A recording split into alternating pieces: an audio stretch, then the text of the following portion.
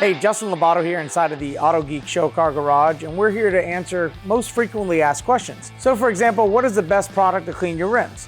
So there is a ton of products on the market. Some of our most popular rim cleaners that we offer here at Autogeek are going to be the P&S Brake Buster, the Wolfgang Über Wheel Cleaner, and the SONAX Wheel Cleaner Plus. Now, these are all safe and effective in regards to cleaning the road grime and brake dust off and out of the rim well.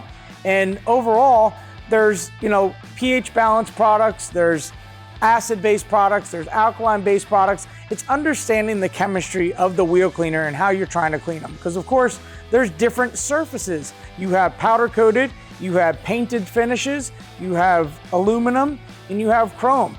And a few others in between. However, those are the most basic ones that you want to deal with, or you're going to deal with, I should say, on a daily driver. And these products here are going to be the best approach to help being successful with removing the road grime and brake dust as you clean the rims.